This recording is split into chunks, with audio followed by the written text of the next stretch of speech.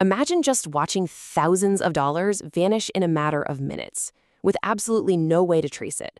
Well, unfortunately, that's a reality for a lot of people. Welcome to our explainer on gift card scams. Today, we're going way beyond the headlines to give you the ultimate survival guide on how these syndicates actually operate, how you can report them effectively, and most importantly, how to fight to get your money back. This is a topic that impacts millions of us, and being fully informed is absolutely your best defense. To really understand the sheer scale of this problem, just look at the numbers. Consumers literally lost a staggering $250 million to gift card scams in 2024 alone.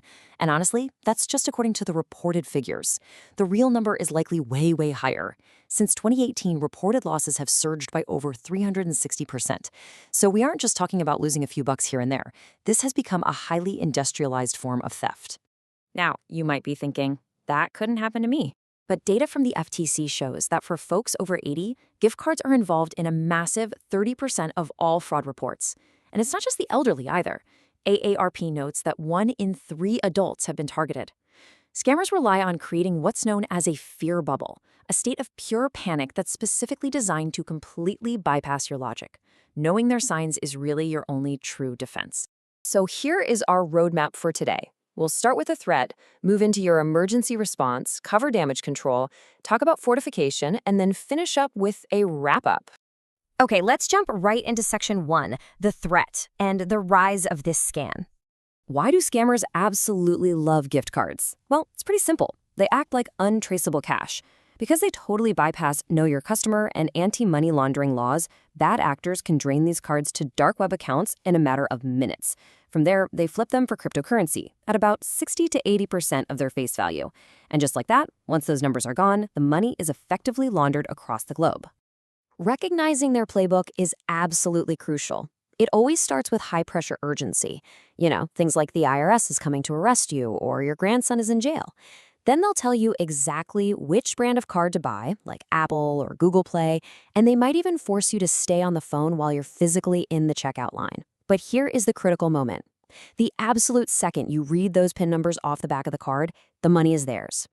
That brings us to section 2, emergency response, and the exact steps to report it.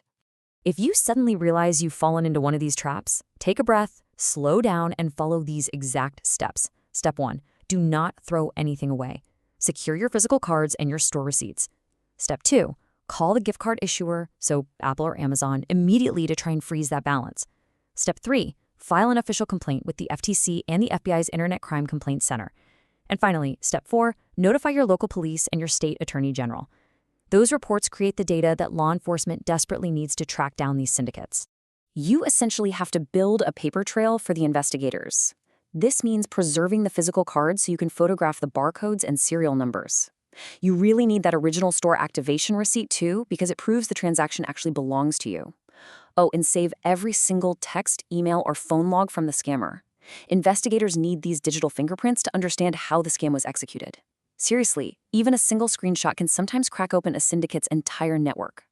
But remember, once those numbers are handed over, you are in a literal race against the scammer.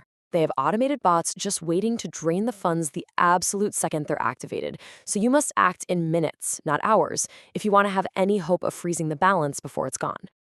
Moving right along to section 3, damage control, and the strategies you can use to recover your funds. Depending on the brand, the contact methods actually vary quite a bit. For instance, with Apple, you should call their direct line and literally just say gift card scam to be connected to the right department. But notice that Google Play requires you to use an online form instead of a phone line. If the balance hasn't been spent yet, some of these issuers can actually place a freeze and maybe even issue a refund or a replacement card. It's always worth asking, just make sure you have the specific requirements they need ready to go. Now, here's a real game changer: how you paid. Notice the stark difference in payment methods. If you purchase the fraudulent gift cards with a credit card, you have significantly stronger federal dispute protections, like chargebacks under Regulation Z, compared to using cash or debit. So if the card was actually tampered with on the shelf before you even bought it, your credit card company might be able to reverse the charge. However, we do have to manage expectations here. If that balance has already been converted into crypto by the scammer, getting a refund is notoriously difficult. Gift cards are designed to function just like cash, so once they're spent, the trail often just goes cold.